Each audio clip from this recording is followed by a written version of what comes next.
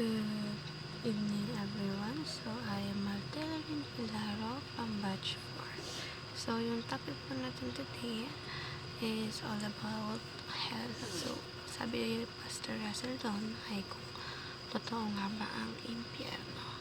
So, ayun nga, napaisip na ako na totoo nga ba ang impyerno.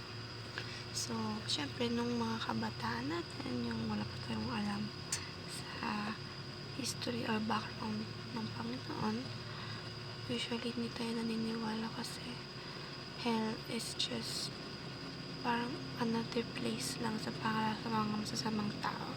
Yun lang talaga usually yung mga thinking ng tao doon.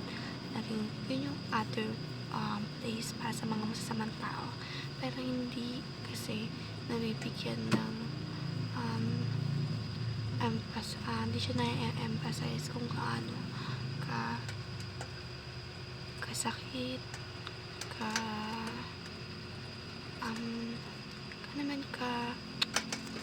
kalimutan ko yung word, pero yung sobrang pangit na mga lugar. Ganun, kung gano'ng kasakit yung mapunta sa ganung place. So, ang tayo kasi mga tao, usually hindi tayo naniniwala kung hindi pa tayo nakakakita or hindi pa natin nararamdaman, hindi pa natin nararanasan. So, ito yung mga teachings na dapat napapanood ng ibang tao. Kapag sa ganun, mas lumabak yung pag-iisip nila. Kasi usually ang mga tao, pag the more na nabibigyan leksyon ng mga ganitong salita, nagkakaroon sila ng conviction sa heart nila na ganito yung mga possible ganito yung mga possible na maaaring mangyari pag hindi tayo nananampalataya sa Panginoon. So, there are two resurrected bodies, which is the life or death. I mean the believers and the non-believers. So, ang Panginoon kasi alam niya yung mga tao naniniwala sa Kanya.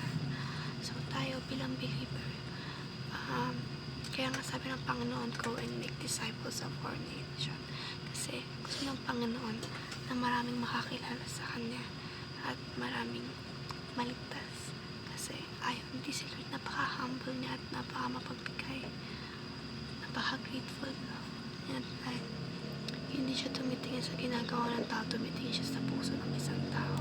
Kaya gusto ng Panginoon, marami siyang maligtas. At tayo, yun yung task natin bilang tao, bilang kanyang anak. Kaya yung mga non-believer na mga tao, yun yung mga gusto na rin maging believer katulad natin, upang mas magkaroon sila ng faith na si Lord magkakaroon ng araw ng paghuhukom at ang kanyang kukunin lang ay mga anak niya. Siyempre, ayaw ng Panginoon na maraming pupunta sa hell at maraming magsasuffer. Kasi hindi man lamang ng Panginoon, ayaw niya tayong masaktan. Kaya sana yung mga ganito, mga teachings, maraming makapanood upang magkaroon sila ng conviction sa heart nila. At of course, maiwasan nila yung mga bagay na ayaw ng Panginoon at ayaw niya na magawa ng tao upang makaiwas sila sa mga kasalanan na makakapagpalayo sa Panginoon natin. So, we should always be cautious and responsible and be mindful sa lahat ng mga ginagawa natin sa araw-araw. Kasi kaya nga nasabi ng mga pastor natin, hindi man tayo nakikita ng ibang tao, pero kitang-kita ng Panginoon yung lahat ng bagay na ginagawa natin sa araw-araw.